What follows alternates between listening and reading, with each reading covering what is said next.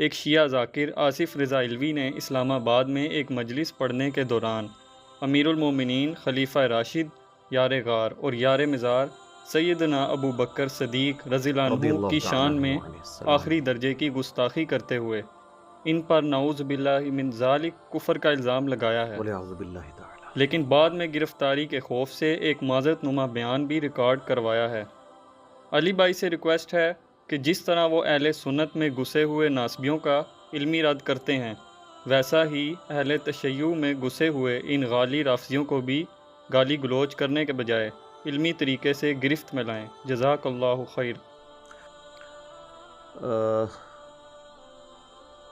یہ فتنہ ہمیں اس حدیث کی یاد دلاتا ہے جو مسند امام احمد کے اندر موجود ہے اور مشکات المصابیح کے اندر بھی سیدنا علی کے فضائل والے چیپٹر میں موجود ہے۔ اگرچہ اس کی سند کمزور ہے لیکن اس سے باقی روایتیں سپورٹیو ہیں، کہ اللہ کے محبوب صلی اللہ علیہ وآلہ وسلم نے فرمایا کہ اے علی، تم میری امت میں عیسیٰ ابن مریم کی مثل ہو علیہم السلام۔ یہودیوں نے ان کا انکار کر کے اور ان کی توہین کر کے اور ان کی ماں کے اوپر الزام لگا کر اپنے آپ کو تباہی میں ڈالا، اور دوسری طرف کرسچنز نے ان کے بارے میں وہ کچھ دعویٰ کیا جس کے وہ اہل نہیں تھے، یعنی خدا کا بیٹا قرار دے دیا یا خدا ہی قرار دے دیا، والعیاذ باللہ تعالی۔ یہ حدیث بیان کرنے کے بعد مولا علی فرماتے ہیں کہ میری وجہ سے دو طرح کے لوگ گمراہ ہوں گے، ایک میری محبت میں غلو کر کے اور ایک میری دشمنی میں غلو کر کے۔ یہ پوری حدیث ہے مسند احمد میں، لیکن اس میں ایک کمزور راوی ہے جس کی وجہ سے یہ روایت کمزور ہے، لیکن اسے سپورٹیو صحیح حدیث فضائل صحابہ امام احمد بن حنبل رحمہ اللہ تعالی کی کتاب میں موجود ہیں، 2 اسناد،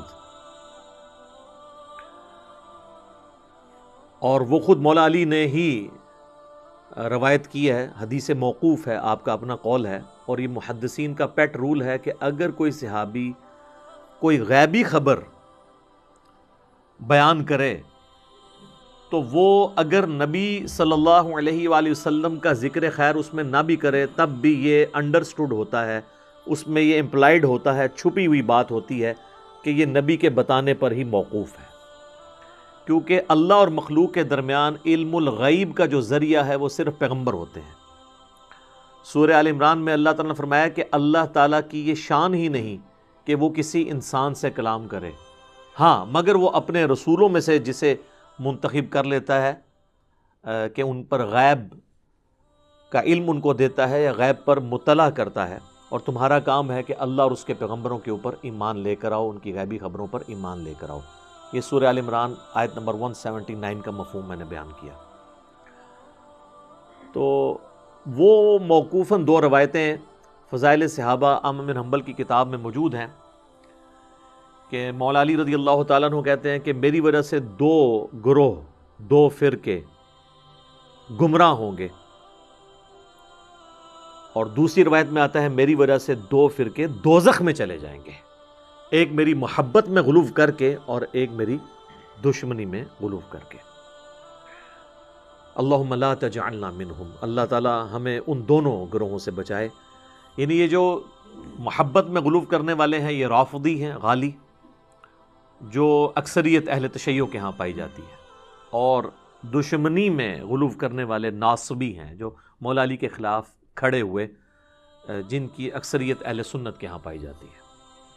اگرچہ اہل سنت ان کو آن نہیں کرتے، لیکن ظاہر ہے کہ وہ پلیٹ فارم تو اہل سنت کا یوز کر رہے ہوتے ہیں، بریلویوں کا، دیوبندیوں کا اور اہل حدیث کا۔ تو یہ 2 گروہ جو ہیں جن کے بارے میں احادیث میں پریڈکشنز موجود تھیں کہ یہ گمراہ بھی ہوں گے اور دوزخ میں بھی جائیں گے، تو ان کے اس وقت جو نمائندہ خطباء ہیں وہ نظر آ رہا ہے کہ ان کی حرکتیں ایسی ہیں کہ وہ انہیں دوزخ میں لے جائیں، والعیاذ باللہ تعالی، اگر انہوں نے مرنے سے پہلے توبہ نہ کی۔ یہ جس بدبخت کا آپ نے نام لیا ہے آصف رضا علوی، لفظ ہم اردو میں رضا بولتے ہیں، یہ لفظ رضا ہے زیر کے ساتھ۔ یہ بالکل ایک جاہل آدمی ہے، نہ تو یہ کوئی عالم دین ہے اور میرا تو یہ دعویٰ ہے کہ اللہ کے فضل سے میں اس دعوے میں کامیاب ہوں گا کہ یہ قرآن پاک دیکھ کر بھی نہیں پڑھ سکتا. یہ اس کی جہالت کا لیول ہے. اور اس سے بڑی بات، یہ اردو بھی ٹھیک طریقے سے نہیں پڑھ سکتا. اور اس کی بدبختی کے لیے اتنا ہی کافی ہے کہ یہ مسئلہ تو ابھی اس محرم 1442 ہجری میں شروع ہوا، اگست 2020 کے اندر. آج سے سال پہلے بھی اس کے کئی ایک فتنے سامنے آئے تھے، جس کی وجہ سے خود اہل تشیع علماء نے اس کے خلاف FIR کٹوا کے اسے جیل میں ڈلوایا. صراحتاً یہ توحید کے منافی باتیں کرتا ہے، کفریہ باتیں، اور قرآن حکیم کی اوپنلی تحریف کرتا ہے. ایسا مفہوم بیان کرتا ہے جو کہیں پر بھی موجود نہیں ہے. اور وقتاً فوقتاً جو اہل تشیع کے ذمہ دار علماء ہیں، جن میں ٹاپ آف دا لسٹ سید جواد نقوی صاحب حفظہ اللہ تعالی، انہوں نے اس کے اوپر کافی دفعہ گرفت کی. اسی طریقے سے سید حیدر نقوی بھائی جو ہمارے پاس آتے رہتے ہیں، انہوں نے بھی اس کے خلاف اس کی مختلف چیزیں جو ہیں وہ ہائی لائٹ کر کے ویڈیوز ریکارڈ کروائیں. لیکن اب اس محرم کے اندر جو اس نے فتنہ کھڑا کیا ہے، یہ تو بہت بڑے لیول کا فتنہ ہے. کیونکہ ہمارے سب کانٹیننٹ میں، خصوصاً پاکستان کے اندر، اتحاد بین المسلمین کے داعی جو ہیں وہ اہل تشیع ہیں. اور وہ چونکہ یہاں پہ مائنورٹی کے اندر ہیں، اقلیت میں ہیں، تو وہ اہل سنت کے ساتھ اتحاد کی فضا کو قائم رکھنا چاہتے ہیں. اور اس میں اہل سنت کے اوپر سب سے بڑا ان کا اعتراض یہ ہے کہ یہ جتنے بھی تکفیری لوگ ہیں، علماء یا جماعتیں، وہ اہل سنت کے ہاں پائی جاتی ہیں. اور کسی حد تک ان کی بات درست بھی ہے. ہم نے ماضی میں اس طرح کی کئی جماعتیں بھگتی ہیں. یہ تو اب ضرب عصب اور رد الفساد کے بعد یہ لوگ بیک فٹ پہ گئے ہیں. ادروائز 80 کی دہائی سے لے کے ابھی تک جس طریقے سے انہوں نے یعنی تکفیریت یہاں پر عام کی، حتیٰ کہ ٹوائلٹس کے اندر انہوں نے شیعہ کافر کے نعرے لکھے. حالانکہ شیعہ جو لفظ ہے، یا کافر بھی ایون جو لفظ ہے، اس کے سارے حروف تہجی قرآن کے حروف تہجی ہیں. یہ ہم ٹوائلٹ میں نہیں لکھ سکتے. یہ قرآن کے حروف تہجی کی تحقیر اس میں لازم آئے گی. یہ ایک فقہی مسئلہ بھی ہے، ایون فقہ حنفی کے ہاں بھی پایا جاتا ہے. یہ بہرحال یہ اب جا کے کچھ سکون آیا ہے اور یہ لوگ بیک فٹ پہ گئے. تو اب یہی اگر تکفیری معاملات اہل تشیع کی جانب سے کھڑے ہوں گے، ان کے جاہل ذاکرین کی جانب سے، جن کا رونا اکثر ان کے علماء روتے رہتے ہیں، ان کے خلاف فتوے بھی دیتے رہتے ہیں. لیکن یہ تلخ حقیقت ہے کہ اس وقت جو اہل تشیع کا ممبر ہے وہ ذاکرین کے قبضے میں ہے. جس طرح اہل سنت کے ممبروں پر آپ کو خطباء اور نعت خوان حضرات ڈومیننٹ نظر آتے ہیں، اس سے کئی گنا بڑھ کر اہل تشیع کے ممبروں پر آپ کو ذاکرین کا قبضہ نظر آئے گا. اہل سنت میں پھر بھی علماء کا پلڑا بھاری ہے، لیکن اہل تشیع میں پریکٹیکلی ذاکرین کا پلڑا بھاری ہے. اور اسی وجہ سے اہل تشیع کے علماء یہ رونا پیٹنا کرتے رہتے ہیں اپنے مکتب فکر کا، اور کہتے ہیں جی مکتب اہل بیت بدنام ہو رہا ہے. حالانکہ یہ ایک دن میں ایسا نہیں ہوا، اس کے پیچھے 70-80 سال کی جو ہے وہ ایک گمراہی کی داستان ہے، جس نے یہاں تک اب رنگ دکھایا ہے کہ اب اوپنلی ممبروں سے علی اللہ نعوذ باللہ، حسین جل جلالہ نعوذ باللہ، اس قسم کے الفاظ بھی سننے کو مل رہے ہیں جو صراحتاً کفری عقائد ہیں. اگرچہ اہل تشیع کے بڑے علماء اس کی مذمت کرتے ہیں، لیکن عوام الناس تو انہی لوگوں کو ممبروں پر جگہ دیتی ہے. اور اس میں ایک ذاکر جو ہے یہ بھی ہیں. تو اب اہل تشیع کے لیے لمحہ فکریہ ہے. جس طرح کچھ دن پہلے ڈاکٹر اشرف آصف جلالی نے سیدہ فاطمہ زہرا سلام اللہ علیہا کی شان میں گستاخانہ جملے بولے، اور اس نے کیسے پینترے بدلے. سب سے پہلے تو اس نے اپنی ویڈیو ڈیلیٹ کر دی جس میں اس نے یہ بات کی تھی کہ جب مانگ رہی تھی خطا پر تھی، اور کہا کہ ایسی کوئی ویڈیو کہاں ہے، لے کر آؤ. میں آپ کو بتاؤں یہ لوگ اپنے آپ کو دھوکہ دے رہے ہیں. عوام کو دھوکہ کہاں سے دیں گے؟ یہ اپنے آپ کو دھوکہ دے رہے ہیں. وہ کسی نے ویڈیو سنبھالی تھی، وہ اس نے چڑھا دی، پھر جو ہے پھر اس نے پینترا بدلا اور اس نے کہا جی نہیں نہیں وہ یہ نہیں، یہ تو فلاں بزرگ نے بھی خطا لکھا، فلاں نے لکھا، 3-4 لیکچر اس پہ دیے. اس پہ جب خود بریلوی علماء نے اسے ڈانٹا، پھر اس نے ایک نیا پینترا بدلا اور اس نے کہا نہیں، میرا تو کہنے کا مطلب اجتہادی خطا تھا۔ یہ 3 سٹیپس میں اس نے اپنی 2 نمبری ظاہر کی، اور آج وہ جیل کی سلاخوں کے پیچھے ہے۔ وہ نہ پہ بھی ہو، وہاں پہ نہ بھی ہو، اصل تو آخرت کا عذاب ہے نا جو بھگتنا ہے، اگر اس نے توبہ نہ کی مرنے سے پہلے۔ تو بریلوی علماء نے بڑا پازیٹیو کردار ادا کیا اور فرنٹ سے لیڈ کیا، اگرچہ وہ خود ایک سمجھ لیں بریلویوں کی ڈومیننٹ پرسنالٹی ہے۔ بالکل اب شیعہ کو بھی چاہیے کہ یہ اب کام بریلویوں کا یا اہل حدیث یا دیوبندیوں کا نہیں ہے کہ اس منوس مارے کو پکڑیں، یہ اہل تشیع علماء کا کام ہے کہ وہ فرنٹ سے لیڈ کریں اور اس کو اندر کروائیں۔ صرف تقریریں اور مذمتی بیان دینے سے کام نہیں چلے گا۔ اس نے بھی اسی طریقے سے اشرف جلالی والا کام کیا، اس نے بھی اپنے پینترے بدلے، اور اس نے کہا جی میں نے تو وہ سیدہ زینب سلام اللہ علیہا کی بات کی تھی، میں نے تو سیدہ فاطمہ کی بات ہی نہیں کی، حالانکہ پورے کانٹیکسٹ کے ساتھ بات ہے۔ اس نے جو ہے وہ پہلے بطول نام لیا، پھر فدق کا ذکر کیا، اور پھر اسی کانٹیکسٹ کے اندر اس نے بات کی کہ جی وہ حق مانگنے گئی تھی، اور پھر اس نے کہا کہ جی وہ حق کا انکار کر کے نعوذ باللہ خلیفہ جو ہے وہ کافر ہو گیا، اگر وہ فضیلت کا انکار کرتا تو صرف گناہ گار ہوتا۔ تو یہ حق کا انکار نعوذ باللہ من ذالک، یہ تو ایک معاملہ الگ ہے۔ میرا فدق آج ٹاپک نہیں، میں دیکھ لیں، میرے نزدیک تو دونوں موقف درست تھے۔ اگر سیدنا ابوبکر صدیق رضی اللہ تعالیٰ عنہ وعلیہ السلام سیدہ فاطمہ کی بات مان لیتے تو وہ بھی موقف درست تھا، کیونکہ یہ مسئلہ مینیجیریل تھا، اور اگر جو انہوں نے خود ڈیسیژن کیا مینیجیریل، یہ بھی اپنی جگہ درست تھا۔ سیدنا عمر ابن عبدالعزیز رحمہ اللہ تعالیٰ نے آلموسٹ اس واقعے کے 90 سال کے بعد جب وہ 99 ہجری میں خلیفہ بنے تو انہوں نے آل فاطمہ کے حوالے فدق کو کر دیا تھا۔ یہ ایک الگ سے ٹاپک ہے، تو میں دونوں چیزوں کو مینیجیریل ایشو سمجھتا ہوں۔ تو یہ جو اس شخص نے یہ بات کی کہ سیدنا ابوبکر صدیق کے بارے میں کہ انہوں نے حق کا انکار کیا اور کفر کیا، نعوذ باللہ، بعد میں کہتا ہے میں تو یزید کی بات کر رہا تھا۔ او بھائی، یزید تو سب سے منحوس ترین پرسنالٹی ہے اہل سنت کے ہاں۔ وہ لوگ جن میں ناسبیت بھی پائی جاتی ہے نا، وہ بھی یزید پہ لعنتیں بھیجتے ہیں۔ تو یزید کی بات ہی نہیں تھی ہو رہی، کیونکہ تم نے اس تقریر کے سٹارٹ میں کہا کہ میں اسلام آباد میں بیٹھ کے وہ بات کروں جس کے لیے بڑا جگرا چاہیے۔ یزید کو کنڈیم کرنے کے لیے بڑا جگرا چاہیے، جس پہ خود سنی لعنتیں بھیج رہے ہیں۔ اور ہماری ویڈیوز کے بعد تو آپ مطلب پورے کا پورا بنو امیہ کا خاندان جو ہے وہ تختہ مشق بنا ہوا ہے، اور بنو امیہ میں سیدنا عثمان بن عفان شامل نہیں ہے، ان کے پیچھے چھپنے کی کوشش کرتے ہیں، وہ ایکسکلوڈ ہیں۔ جس طرح اگر ہم بنو ہاشم کے فضائل بیان کریں گے تو اس کا یہ مطلب نہیں کہ ہم ابو لہب کے فضائل بیان کر رہے ہیں، وہ انڈرسٹوڈ ہوتا ہے، لیکن ڈومیننٹ کی بات کی جاتی، تغلیب کا قاعدہ، جیسے قرآن میں بھی آیا کہ فرشتوں کو حکم ہوا کہ سجدہ کرو تو سب نے کیا سوائے ابلیس کے، حالانکہ ابلیس تو فرشتہ نہیں تھا، تو اللہ نے اس کو بھی، چونکہ ڈومیننٹ فرشتے ہی تھے زیادہ، ایک صرف جن تھا تو اللہ نے اس کو بھی اس طریقے سے شمار کیا۔ تو یہ عربی کا قاعدہ ہوتا ہے۔ تو یزید کے لیے اس کی مذمت کرنے کے لیے کون سا جگرا چاہیے؟ یہ پہلی ٹیکنیکل غلطی جو وہ اپنے مذمتی بیان میں کہہ رہا ہے کہ جی وہ میرے پہ یہ الزام لگا رہے ہیں، میں تو یزید کی بات کر رہا تھا۔ دوسری اس نے مس ہینڈلنگ جو اس میں کی کہ یزید نے تو کسی حق کا انکار کیا ہی نہیں، اس نے تو حق دے دیا۔ پھر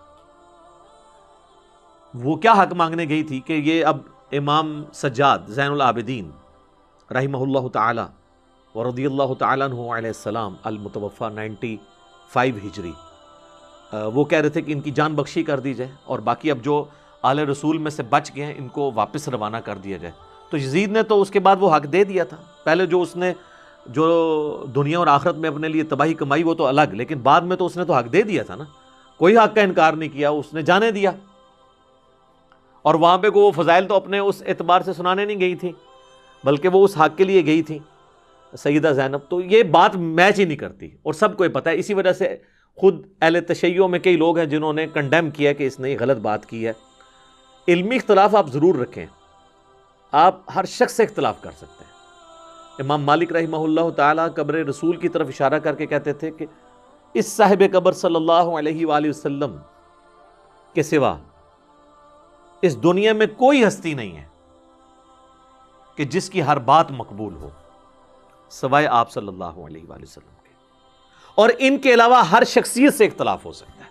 اگر نہیں ہو سکتا تو ان صاحب قبر صلی اللہ علیہ وآلہ وسلم سے نہیں ہو سکتا. اختلاف رائے کریں، علمی اختلاف کریں، لیکن اس کی بنیاد کے اوپر کسی کی تکفیر کرنا، یہ وہ رویے ہیں کہ جو مخالفین کو اپنے دلائل پر مضبوط کر دیتے ہیں.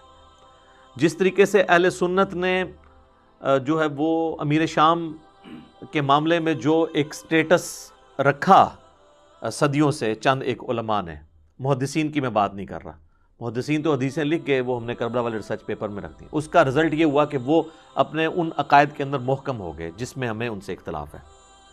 اسی طریقے سے یہاں پر اگر آپ اس طریقے سے ان چیزوں کو لے کر چلیں گے، میں تو بار بار کہتا ہوں کہ مسئلہ خلفائے ثلاثہ کا نہیں ہے، مسئلہ امیر شام کا اور بنو امیہ کا ہے.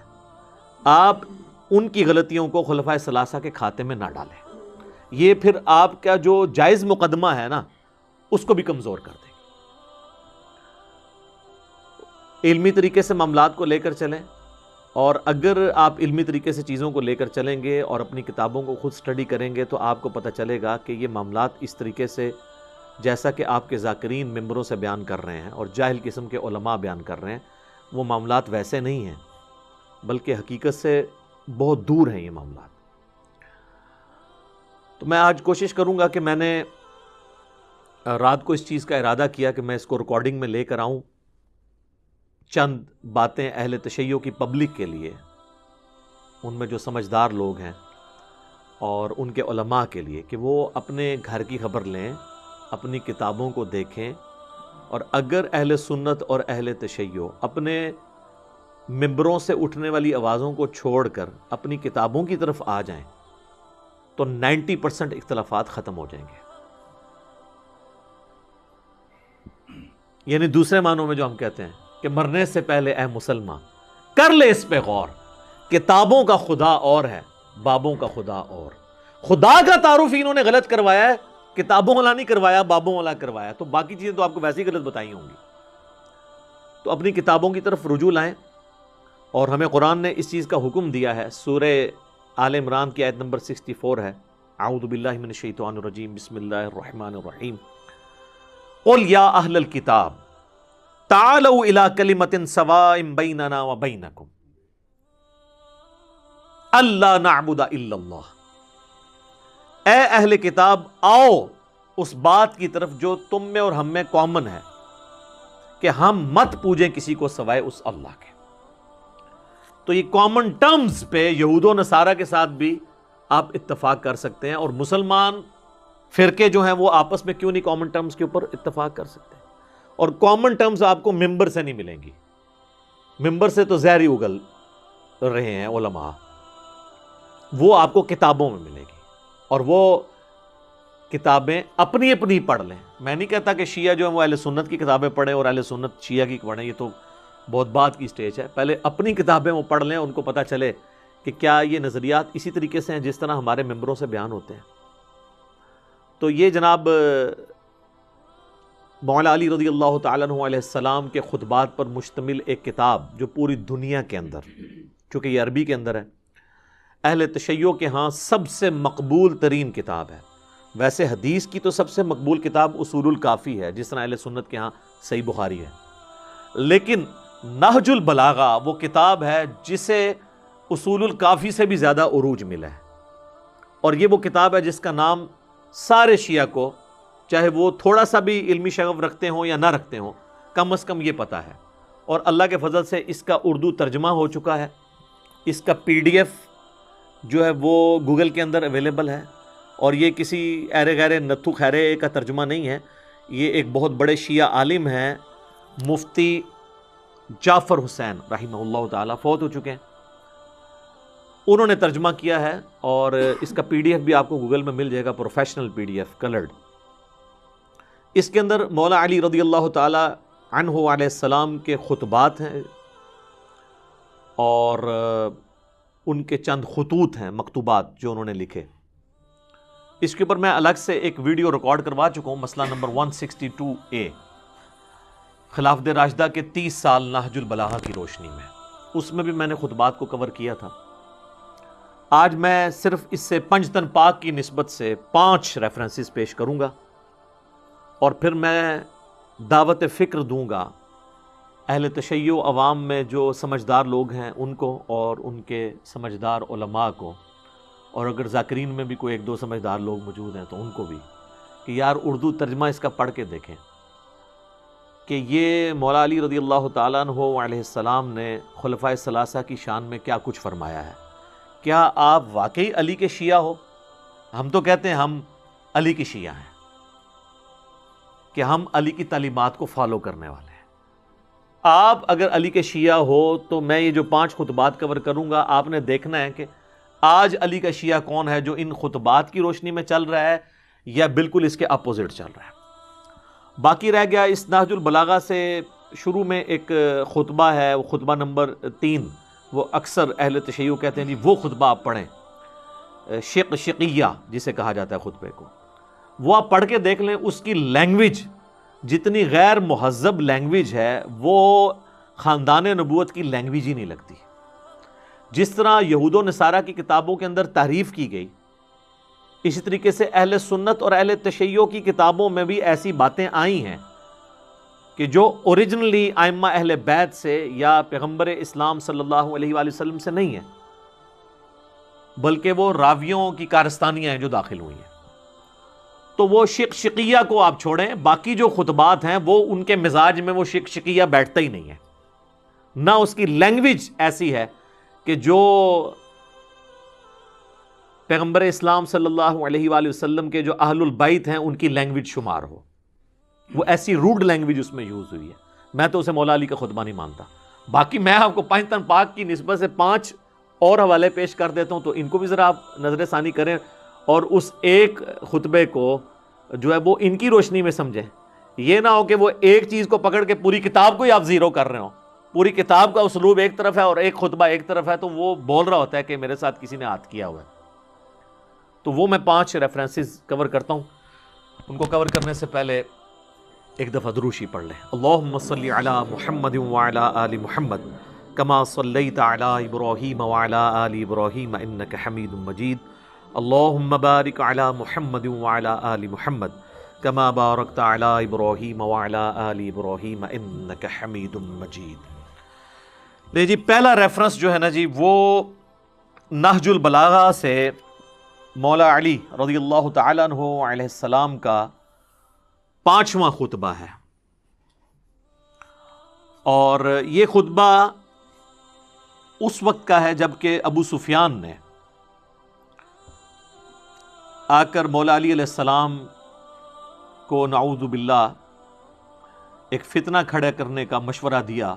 جب حضرت ابوبکر صدیق رضی اللہ تعالیٰ عنہ علیہ السلام کی بیعت ہو گئی تو اس نے آ کے سیدنا علی سے کہا کہ یہ تو ایک چھوٹے خاندان کا بندہ ہے جس کی بیعت ہو گئی ہے، تو یہ تو تمہارا حق تھا۔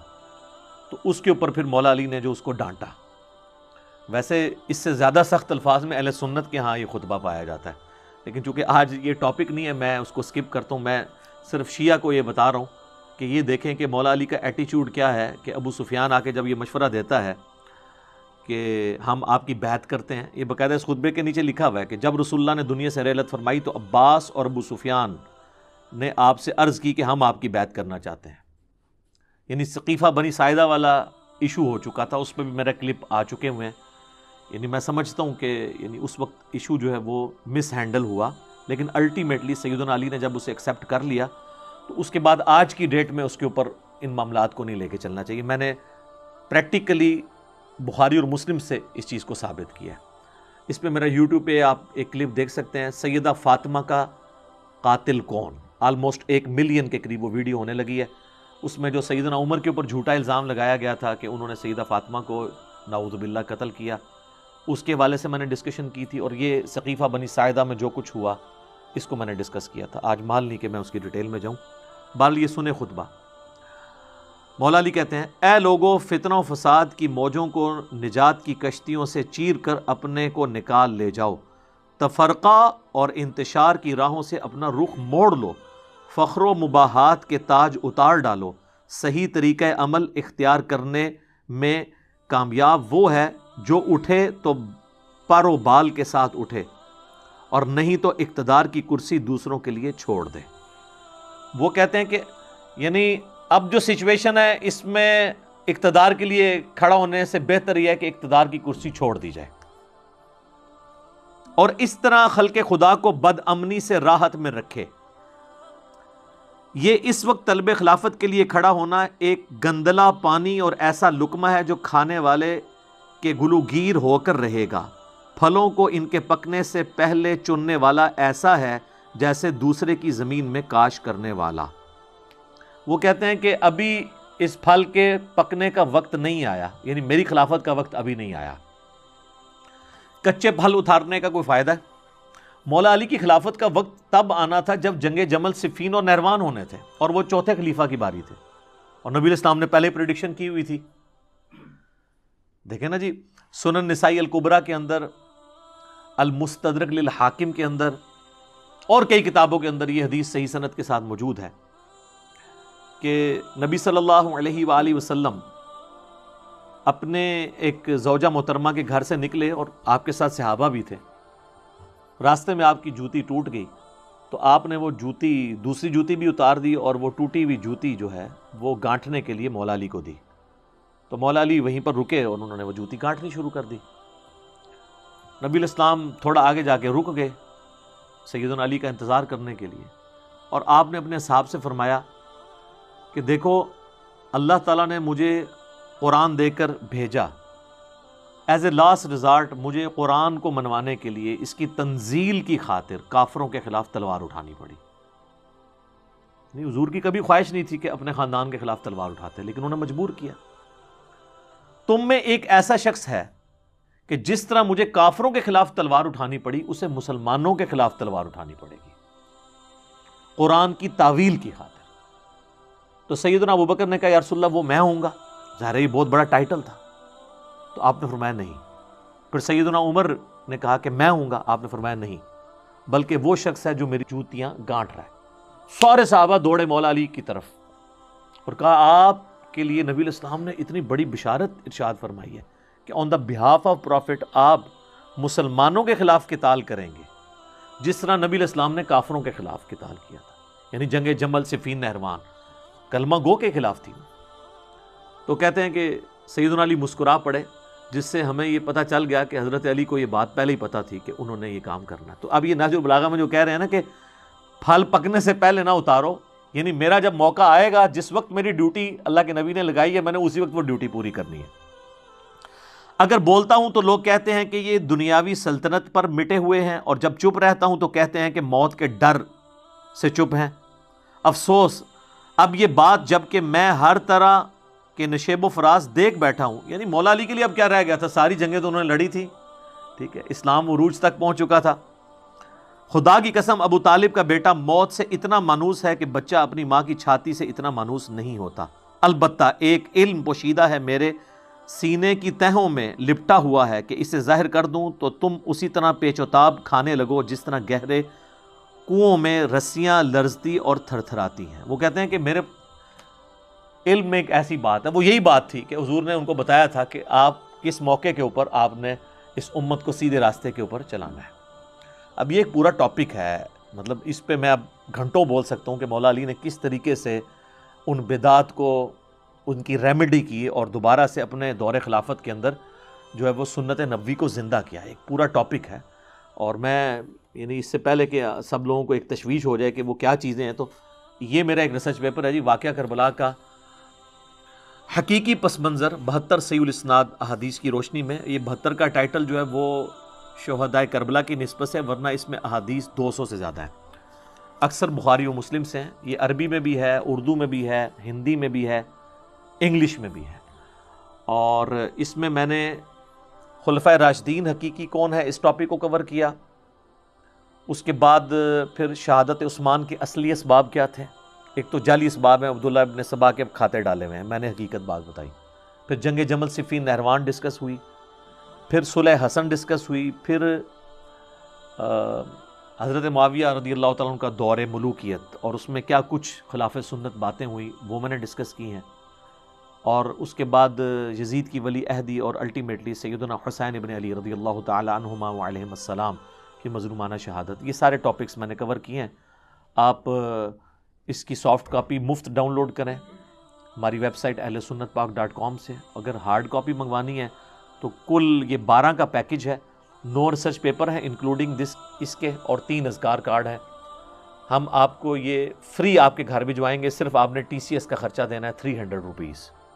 صبح سے لے کے شام تک، صبح 9 سے لے کے شام 5 بجے تک ہمارے اکیڈمی کے نمبر پہ آپ رابطہ کر سکتے ہیں. +923215900162 اکیڈمی کا نمبر ہے. پاکستان میں کریں گے تو 032159000162. کال کرنی ہوگی، واٹس ایپ انٹرٹین نہیں ہوتا. تو آپ یہ تمام ریسرچ پیپرز اپنے گھر TCS کروا سکتے ہیں. 300 کا آپ نے ایزی پیسہ یا موبی کیش کے ذریعے آپ پیسے جو ہیں وہ جمع کروا سکتے ہیں.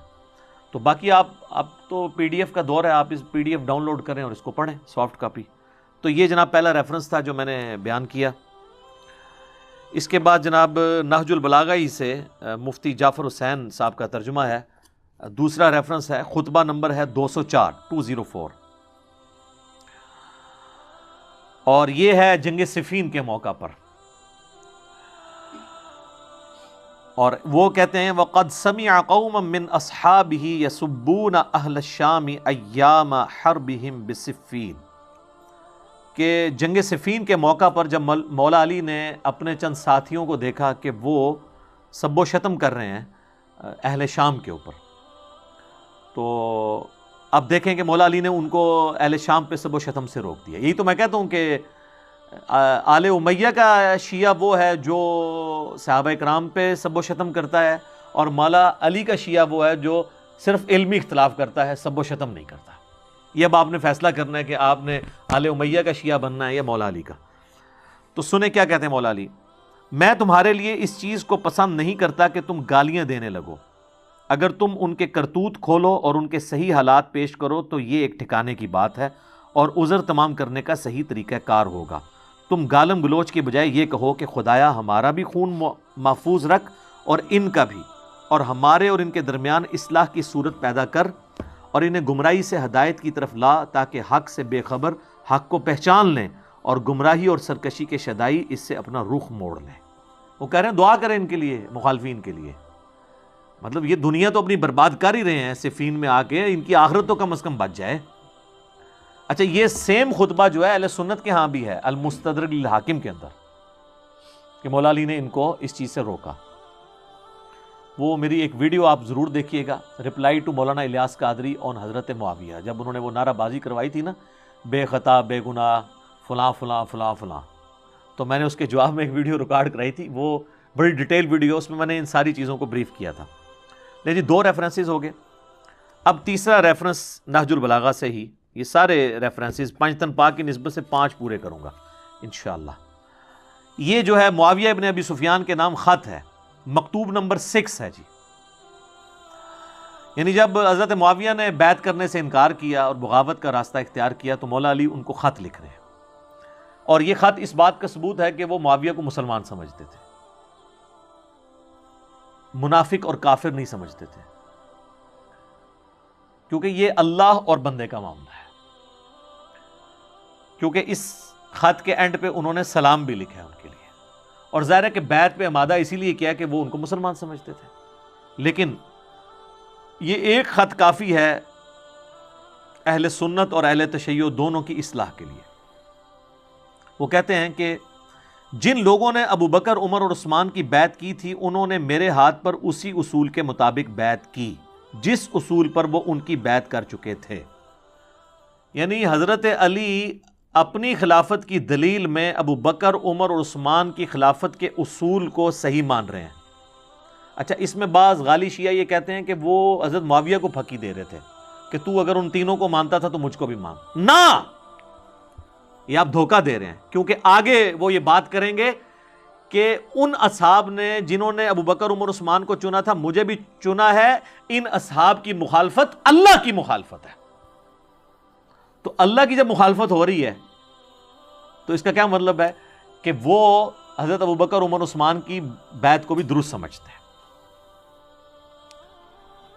اور اس کی بنا پر جو حاضر ہے اسے پھر نظر ثانی کا حق نہیں، اور جو بر وقت موجود نہ ہو اسے رد کرنے کا اختیار نہیں، اور شورا کا حق صرف مہاجرین اور انصار کو ہے، اور اگر کسی پر وہ ایکا کر لیں اور اسے خلیفہ سمجھ لیں تو اسی میں اللہ کی رضا اور خوشنودی سمجھی جائے گی۔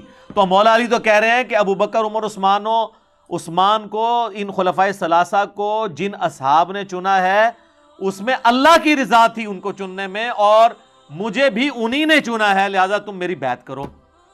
شیعہ کو الگ سے پھکی ملی ہے، سنیوں کو الگ سے ملی ہے کہ حضرت علی کی مخالفت اللہ کی مخالفت ہے، اور حضرت علی کی بیعت انہی اصولوں پر ہوئی ہے جن پر 3 خلفاء کی بیعت ہوئی ہے، اور ان کو وہ اللہ کی خوشنودی کہہ رہے ہیں، ان اصحاب کی خوشنودی کو۔ اب جو کوئی اس شخصیت پر اعتراض یا نیا نظریہ اختیار کرتا ہو، الگ ہو جائے، تو اسے وہ سب اسی طرف واپس لائیں گے جدھر سے وہ منحرف ہوا۔ اگر انکار کرے تو اس سے لڑیں گے۔ یہ تو قرآن میں بھی سورہ الحجرات کے اندر آیا کہ اگر مسلمانوں کا کوئی گروہ باغی ہو جائے تو اس کے خلاف قتال کرو یہاں تک کہ وہ حق کے اوپر آمادہ ہو جائے، اور اگر انکار کرے تو اس سے لڑیں گے، کیونکہ وہ مومنوں کے طریقے سے ہٹ کر دوسری راہ پر ہو گیا ہے، اور جدھر وہ پھر گیا ہے اللہ تعالیٰ بھی اسے ادھر ہی پھیر دے گا۔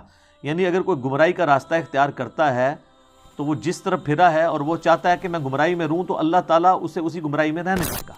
اے معاویہ، میری جان کی قسم، اگر تم اپنی نفسانی خواہشوں سے دور ہو کر عقل سے دیکھو گے تو سب لوگوں سے زیادہ مجھے عثمان کے خون سے بری پاؤ گے، مگر یہ کہ تم بہتان باندھ کر کھلی ہوئی چیزوں پر پردہ ڈالنے لگے ہو۔ والسلام۔ انہوں نے کہا یہ یعنی جو قتل عثمان کی آڑ تم نے لی ہوئی ہے اور مجھ پہ یہ الزام دھر رہے ہو، تو اب یہ لادہ سے ٹاپک ہے کہ اہل سنت کے ائمہ نے بھی یہی باتیں ساری لکھی ہیں۔ وہ میرا پچھلے دنوں بھی ایک ویڈیو ریکارڈ ہو گئی ہے محرم میں نے یعنی ان کی رہی سے کسر نکال دی ہے، ورنہ تو پھر 1.5 گھنٹہ اور لگ جائے گا۔ یوٹیوب پہ آپ جا کے لکھیں حضرت معاویہ رضی اللہ تعالیٰ عنہ اینڈ امامز آف اہل سنت، میں نے 15 ریفرنسز دیے ہیں حضرت معاویہ کے بارے میں، اہل سنت کے ائمہ کا کیا موقف ہے، تاریخ کی کتابوں سے نہیں، حدیث کی کتابوں سے، کہانیوں سے نہیں، اصولی باتوں سے۔